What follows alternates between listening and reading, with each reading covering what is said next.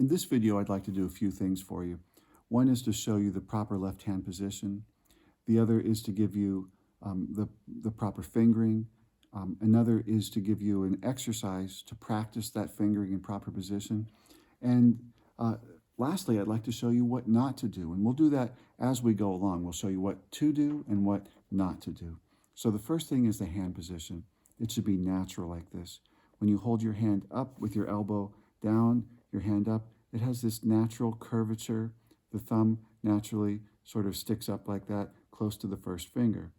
And when we take that position and we just put it on the base, we see that we have our proper position.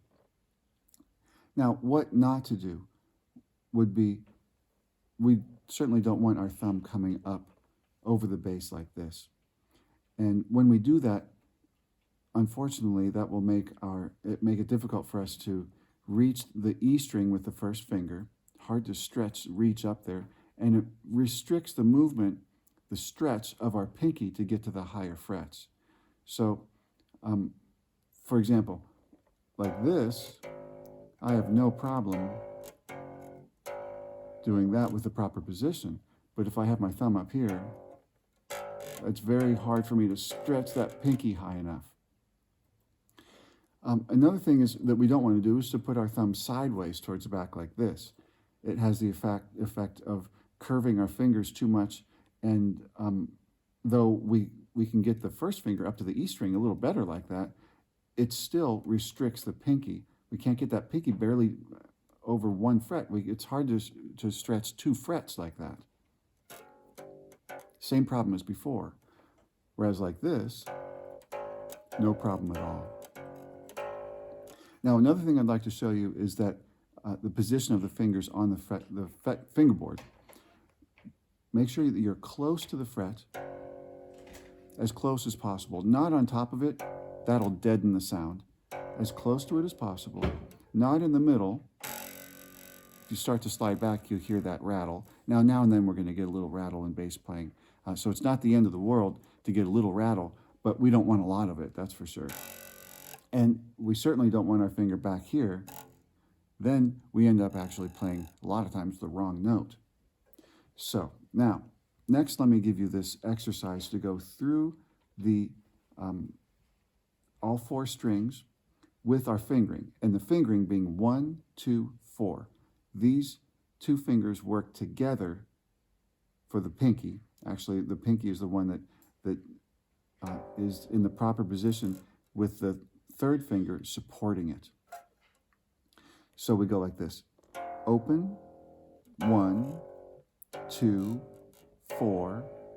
Open, 1, 2, 4. Just going up through the strings. Open,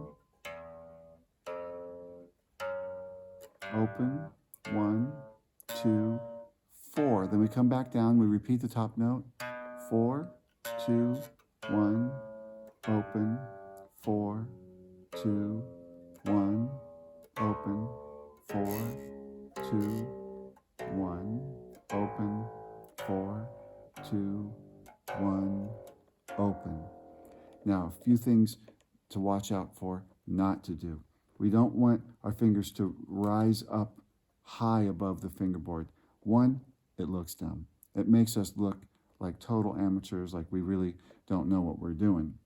The other thing is, when we do that, we tend not to have a nice, flowing, connected style. We call that legato, when we connect one note to the next. We want it like this.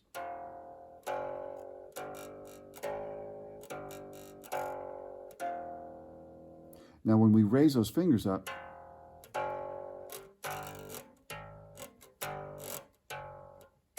it has the effect of making it sound choppy, and it really looks bad, as you can see that. The other thing is, we want to keep the previous fingers down as we're going up towards the pinky. So we leave that first finger close. We leave them close to the fingerboard. That helps us to play smoother, not lifting up like that.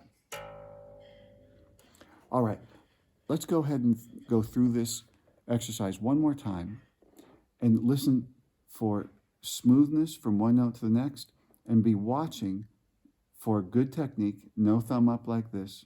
Be watching that your fingers are close to the fingerboard the whole way through.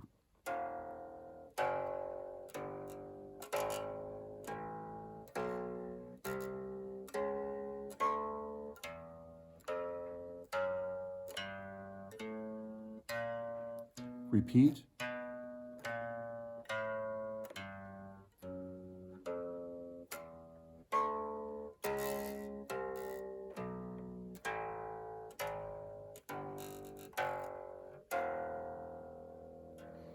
Okay, happy practicing.